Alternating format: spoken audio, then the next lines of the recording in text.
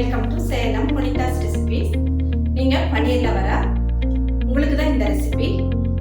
நம்ம வேலைக்கு போயிட்டு வந்துட்டு அவசரமாக கிரேவி செய்யணும் அப்படின்னா இந்த கிரேவி செஞ்சுக்கலாம். ஒரு 20 நிமிஷத்தில் சூப்பரான டேஸ்டியான இந்த பன்னீர் கிரேவி செஞ்சிடலாம். அதை எப்படி செய்யணும் இந்த வீடியோக்கு போய் பார்ப்போம். வாங்க வீடியோக்குள்ள போகலாம். சிம்பிளான பன்னீர் கிரேவி எப்படி பண்ணுறதுன்னு பார்க்கலாமா டியர்ஸ்? இதில் 1/4 கப் அளவுக்கு எண்ணெய் சேர்த்துக்கிறேன். இது கூடவே 2 டேபிள் ஸ்பூன் நெய் சேர்த்துக்கிறேன்.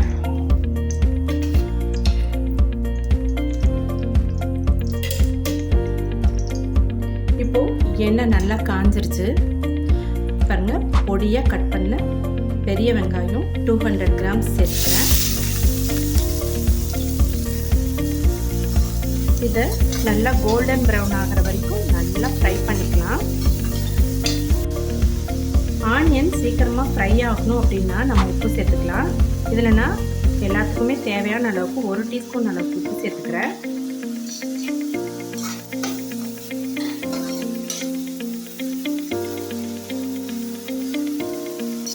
நம்ம ஆனியனை எந்த அளவுக்கு ஃப்ரை பண்ணுறோமோ அந்த அளவுக்கு நமக்கு ஃப்ளேவர் நல்லாயிருக்கும், டேஸ்ட்டும் நல்லாயிருக்கும். இப்போ நல்லா ஃப்ரை ஆயிடுச்சு. இதில் 2 டீஸ்பூன் அளவுக்கு இஞ்சி பூண்டு விழுது சேர்த்துருக்கேன். இதை 1 நிமிஷம் பச்சை வாசனை போகிற வரைக்கும் வதக்கிக்கலாம். வதங்கிருச்சு. இப்போ இது கூட கரம் மசாலா 1 டீஸ்பூன், மஞ்சள் தூள் கொஞ்சம், காஷ்மீரி மிளகாத்தூள் 2 டீஸ்பூன் அளவுக்கு சேர்த்துக்கலாம். காரம் கொஞ்சம் கம்மியாக வேணும் அப்படிங்கிறவங்க 1.5 டீஸ்பூன் சேர்த்துக்கலாம். கொத்தமல்லி தூள் 1.5 டீஸ்பூன், சீரகத்தூள் 1/2 டீஸ்பூன். இதையெல்லாம் ஒரு 30 செகண்ட்ஸ் வதக்கிக்கலாம்.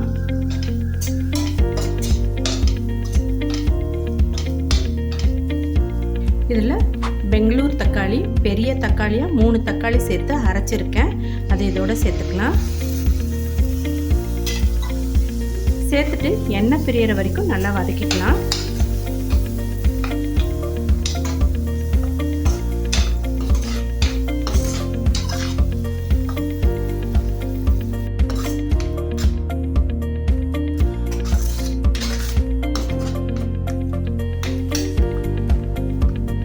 இந்த பன்னீர் கிரேவி ரொம்ப சிம்பிளான கிரேவி.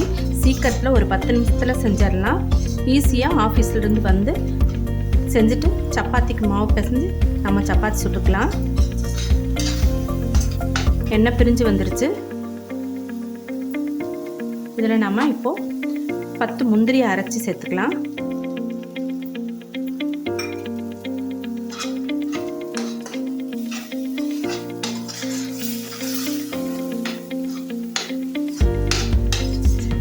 இந்த முந்திரியை அரைச்சி சேர்த்துறதுனால நமக்கு நல்லா ரிச் டேஸ்ட் கிடைக்கும்.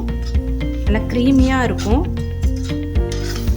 ஹோட்டல்லாம் இருக்கும் பார்த்தீங்களா பன்னீர் கிரேவி, அதே மாதிரியே இருக்குங்க. இதில் நம்ம இப்போ கொஞ்சம் தண்ணி சேர்த்துக்கலாம்.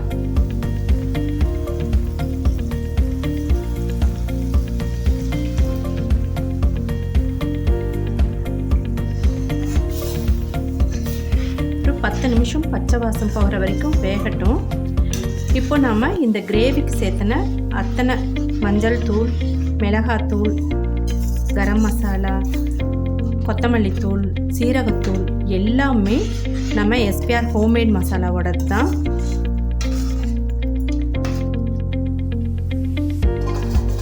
மூடி போட்டு ஒரு 10 நிமிஷம் சிம்மிலேயே வேகட்டும்.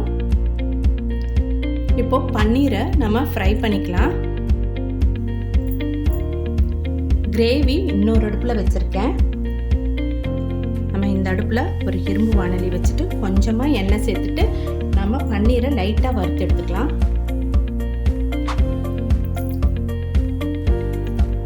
இது ஹோம்மேட் பன்னீர், வீட்டில் நானே ப்ரிப்பேர் பண்ணது.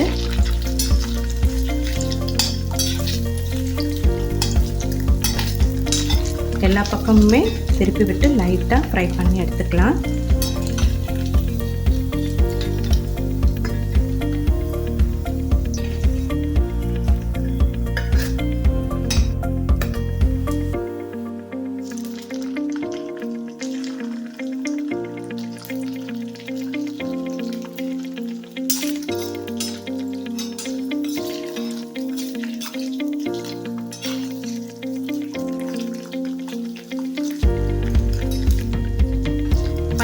ஃப்ரை பண்ணாமல் கூடயும் அப்படியே சேர்த்தலாம். ஃப்ரை பண்ணிட்டா இன்னும் சாஃப்ட்னஸ் கிடைக்கும், நல்லா டேஸ்ட்டாகவும் இருக்கும். பன்னீரை வந்து நம்ம ரொம்ப ஃப்ரை பண்ணால் தான் வெந்து போகும் அப்படின்லாம் எதுவுமே நினைக்கக்கூடாது. ஏற்கனவே நம்ம வந்து பாயில் பண்ண பாலில் இருந்தால் செய்கிறோம். நம்ம வந்து அப்படியேவும் சாப்பிட்லாம். நம்ம சும்மாவே பன்னீரை அப்படியே கூடயும் சாப்பிட்லாம். இதை நம்ம இந்த மாதிரி ஃப்ரை பண்ணுறது ஒரு டேஸ்ட்டுக்காக தான் பண்ணுறோம். இப்போ பாருங்கள், இந்த அடுப்புக்கு மாற்றிக்கிட்டேன் கிரேவி பேனை. இப்போது எண்ணெய் பிரிஞ்சு வந்துருச்சு, நல்லா குக் ஆகிடுச்சு, ஃப்ளேவர் சூப்பராக இருக்குது. இப்போ இது கூட நம்ம பீட் பண்ணி வச்சுருக்கிற ஃப்ரெஷ் க்ரீமை சேர்த்துக்கலாம்.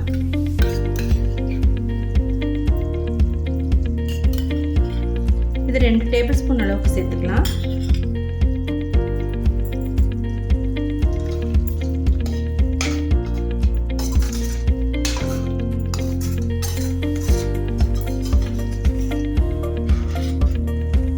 இதில் நம்ம ஃப்ரை பண்ணி வச்சுருக்க பன்னீரை சேர்த்துக்கலாம்.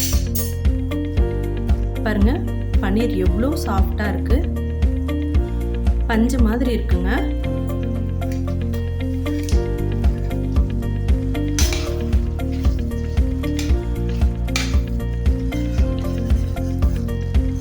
நம்ம வெஜிடேரியனாக இருக்கிறவங்க அடிக்கடி பன்னீரை வந்து சேர்த்துக்கலாம். அப்போ வந்து ஒரே மாதிரி செஞ்சு சாப்பிட்றதுக்கு போர் அடிக்கும். இந்த மாதிரி வெரைட்டியாக சீக்கிரமாக செய்கிற மாதிரி நிறைய ரெசிபிஸ் இருக்குது.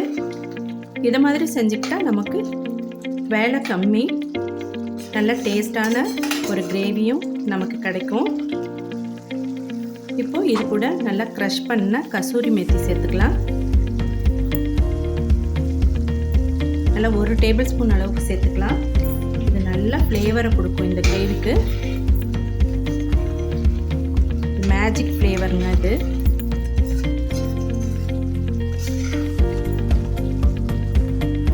சிம்மில் வச்சுட்டு மூடி போட்டு ஒரு 5 நிமிஷம் வேகட்டும். இப்போ ஓப்பன் பண்ணிக்கலாம். பண்ணிவிட்டு இப்போ இது கூட நல்லா பொடியாக கட் பண்ண கொத்தமல்லி தழை தூவிக்கலாம். இப்போது ஸ்டவ் ஆஃப் பண்ணிக்கலாம். இப்போது நம்ம கிரேவியை சர்விங் பவுலுக்கு மாற்றிக்கலாம்.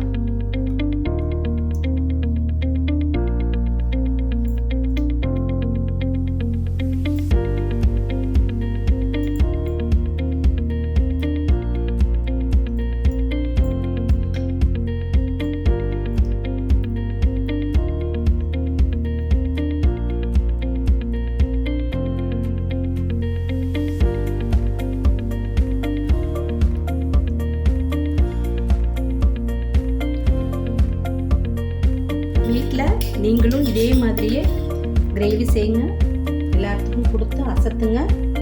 ரொம்பவே சூப்பராக இருக்கும். வெறும் சிம்பிளான பன்னீர் கிரேவி தான் இது.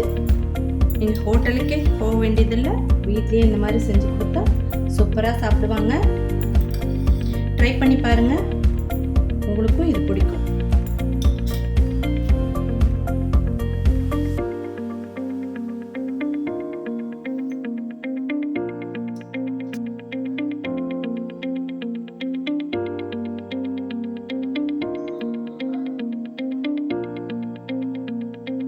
இந்த கிரேவியை பாலக் சப்பாத்திக்காக பண்ணேன்.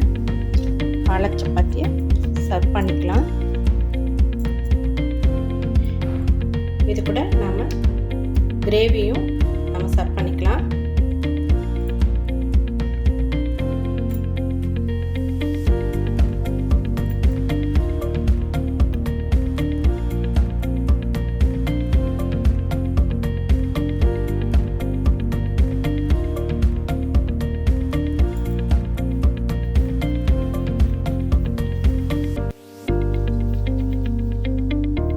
சப்பாத்தியை நம்ம கிரேவியோட தொட்டு சாப்பிட்டு பார்ப்போம்.